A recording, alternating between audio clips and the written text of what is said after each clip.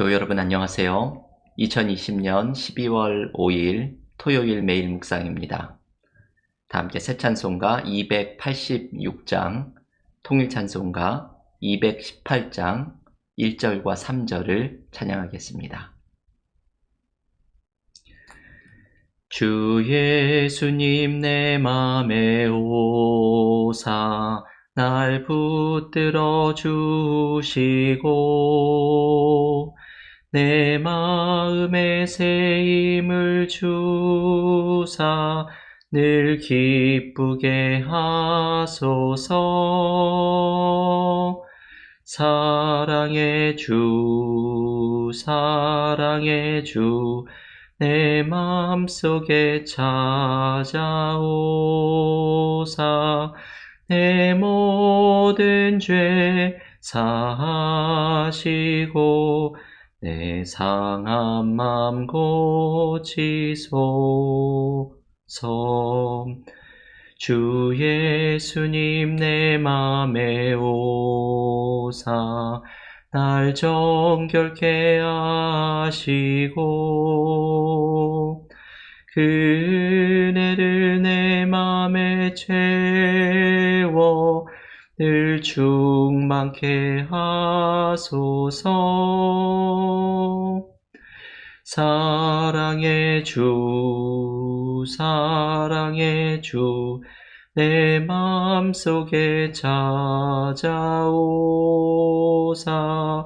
내 모든 죄 사하시고 내 상한 맘 고치소서. 아멘. 오늘 매일 묵상에서 함께 묵상하는 하나님의 말씀은 마가복음 2장 13절에서 17절의 말씀입니다. 마가복음 2장 13절에서 17절 봉독하겠습니다. 예수께서 다시 바닷가에 나가심에 큰 무리가 나왔거늘 예수께서 그들을 가르치시니라. 또 지나가시다가 알페오의 아들 레위가 세관에 앉아있는 것을 보시고 그에게 이르시되 나를 따르라 하시니 일어나 따르니라. 그의 집에 앉아 잡수실 때에 많은 세리와 죄인들이 예수와 그의 제자들과 함께 앉았으니 이는 그러한 사람들이 많이 있어서 예수를 따름이로라. 바리새인의 서기관들이 예수께서 죄인 및 세리들과 함께 잡수시는 것을 보고 그의 제자들에게 이르되 어찌하여 세리 및 죄인들과 함께 먹는가? 예수께서 들으시고 그들에게 이르시되 건강한 자에게는 의사가 쓸데없고 병든 자에게라야 쓸데있느니라. 나는 의인을 부르러 온 것이 아니요 죄인을 부르러 왔노라 하시니라. 아멘. 하나님의 말씀입니다. 오늘 마가복음 묵상 12번째 시간입니다. 오늘은 주님께서 또 다른 제자를 부르시는 이야기를 묵상합니다. 세리, 레위를 부르시는 이야기입니다. 오늘 본문 14절에 보면 세관에 앉아 있었던 레위를 보시고 예수께서 나를 따르라 말씀하십니다. 이미 나를 따르라 제자들을 부르시는 이야기가 마가복음 1장에 등장을 했기 때문에 이 레위를 부르시는 이야기는 이전과는 어떤 다른 특징이 있는지를 주목해 보아야 합니다.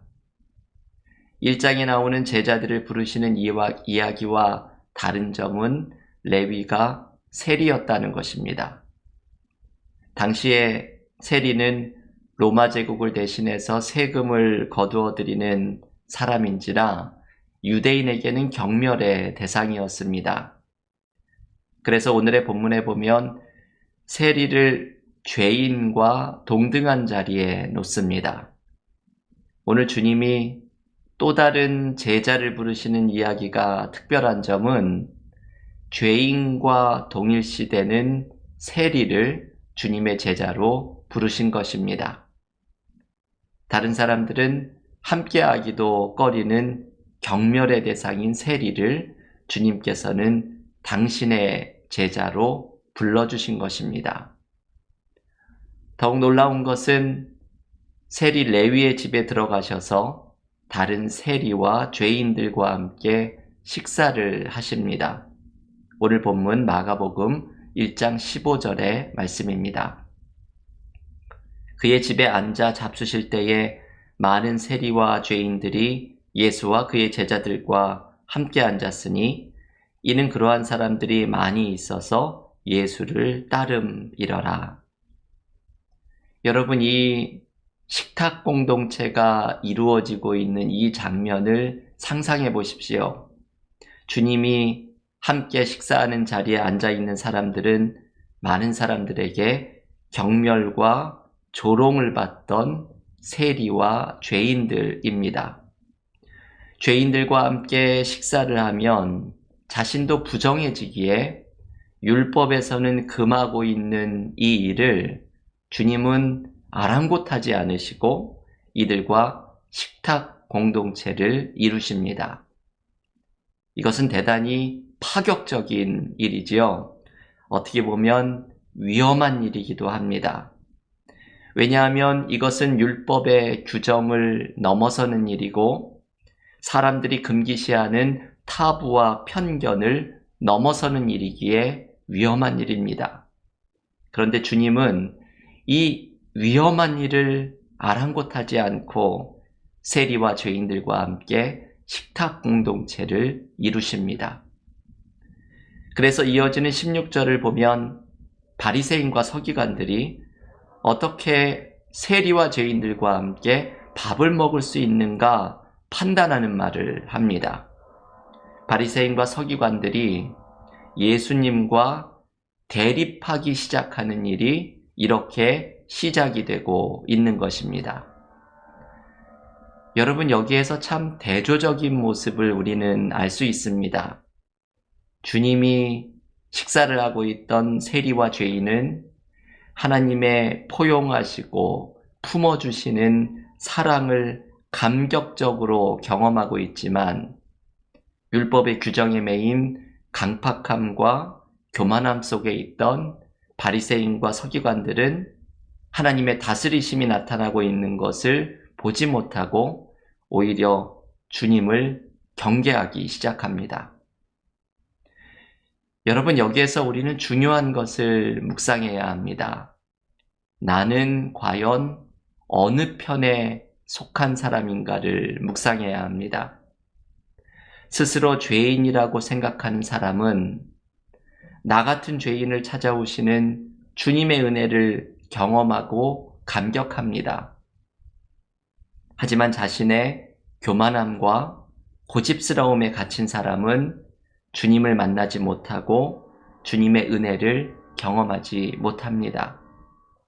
서기관과 바리새인들이 주님이 세리와 죄인들과 어울려 식탁교제를 하실 때 그곳에서 벌어지는 하나님의 품어주심과 사랑을 함께 기뻐하고 감격했다면 어떠했을까요?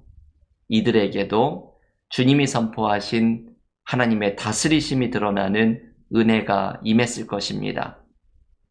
여러분, 문제는 우리의 교만함이지요. 우리의 강팍함이 문제입니다. 주님 앞에 겸손히 나아가지 못하는 우리의 교만함이 주님을 만나지 못하게 하고 주님의 사랑을 경험하지 못하게 만듭니다. 지금 대강절을 보내고 있는데 우리가 주님을 만나지 못하는 것은 바로 우리 마음에 있는 이 강팍함 때문입니다.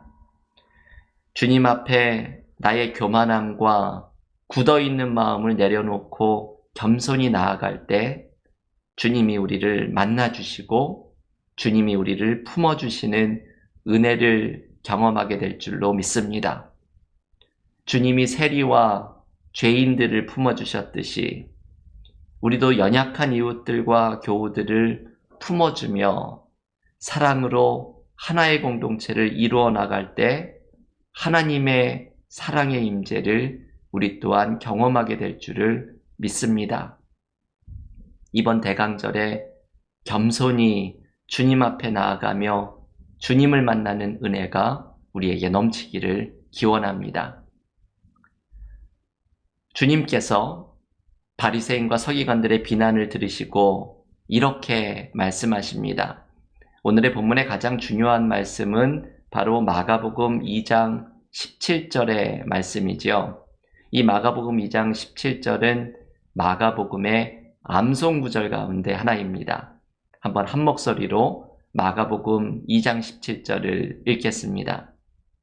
예수께서 들으시고 그들에게 이르시되 건강한 자에게는 의사가 쓸데없고 병든 자에게라야 쓸데있느니라. 나는 의인을 부르러 온 것이 아니요 죄인을 부르러 왔노라 하시니라. 아멘. 여러분, 이것이 바로 주님께서 이 땅에 오신 목적입니다. 마가복음은 이 2장에 자기 복음서의 초반부에 주님이 오신 목적을 이렇게 분명하게 알려줍니다. 주님은 의인을 부르러 오신 것이 아니라 죄인을 부르러 오셨습니다. 주님은 죄인을 치유하고 회복하기 위해 오십니다. 이것이 우리에게는 복음의 기쁜 소식입니다. 우리의 죄의 문제를 해결하고 우리의 상처를 치유하시고 우리에게 새로운 삶의 길을 열어주시기 위해 주님은 우리에게 찾아오십니다. 데이빗 플랫 목사님이 쓴 복음이 울다라는 책에서 제가 전에 교우들께 소개해드렸던 감동을 주는 이야기가 하나 있습니다.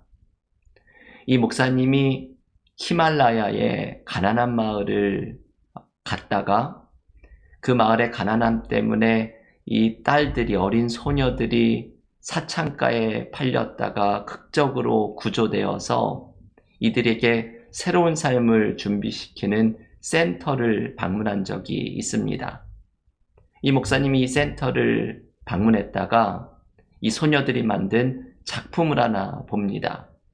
이것은 깨진 유리 조각, 유리잔을 다시 붙여놓은 작품이었습니다. 소녀들은 이것을 이런 과정으로 만듭니다. 멀쩡한 유리잔을 바닥에 던져 깨트리고는 큰 조각들을 주어서 접착제로 붙입니다. 그리고 이 접착제로 붙인 유리잔 안에 촛불을 하나 켜서 놓아둡니다. 그러면 이 촛불이 이 깨어져 있는, 붙여져 있는 조각들 사이로 신비한 빛의 모습을 내면서 유리잔 안에서 촛불이 빛을 드러냅니다. 이것을 만든 후에 소녀들은 이 깨진 유리 조각에서 새어나오는 빛을 자기 앞에 놓고서는 자신들의 삶의 이야기들을 나눕니다. 자기들의 삶도 이 유리 조각처럼 조각이 났지만 이 조각난 삶을 주님께 맡기면 주님이 회복시켜 주시고 자신들의 상처를 통해 주님의 사랑의 빛이 신비하게 빛날 수 있음을 서로 나눕니다. 이 깨진 유리잔의 작품에 대한 이야기가 이 목사님에게는 너무나 감동이 되는 이야기였습니다. 여러분, 이 이야기가 바로 지금 묵상하고 있는 마가복음 2장 17절의 말씀입니다. 죄인인 우리를 찾아오셔서 주님은 우리의 깨지고 상처난 삶을 치유하시고 우리의 치유된 삶에서 주님의 빛이 더욱 신비하게 빛나는 사람이 되게 하십니다. 이것이 우리에게 있는 희망입니다. 주님이 우리의 문제를 해결하시고 주님이 우리의 삶을 치유하시고 주님이 우리의 공동체를 회복하셔서 이전보다 더욱 밝게 주님의 빛을 비추게 만드십니다. 교회 여러분, 우리가 이 은혜를 경험할 수 있기를 바랍니다.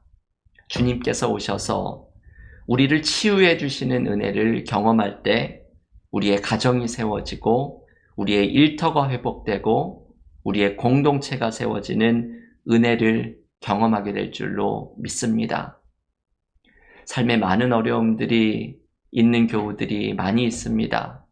이번 대강절에 주님 앞에 겸손한 마음으로 나아가서 죄인인 자, 연약한 자를 치유하여 주시는 주님의 사랑의 빛을 경험하는 우리 모두가 될 수 있기를 간절히 기원합니다. 다 함께 기도드리고 각자 마가복음의 묵상과 개인 기도로 경건의 시간을 이어가겠습니다. 하나님 감사합니다. 이번 대강절 주님을 만나는 은혜가 넘치기를 원합니다. 죄인인 우리를 찾아오셔서 우리를 회복하시고 치유하시고 죄의 문제를 해결하시며 상처 입은 우리들을 새로운 삶으로 인도하시는 주님의 은혜를 온전히 경험하는 대강절이 되기를 원합니다. 겸손하게 주님 앞에 나아가고 우리의 연약함을 내려놓을 때에 우리의 가정을 세우시고 우리의 일터를 회복하시고 우리의 공동체를 새롭게 세워주시는 주님을 만나는 은혜가 넘치게 하여 주시옵소서. 예수님의 이름으로 기도하옵나이다. 아멘.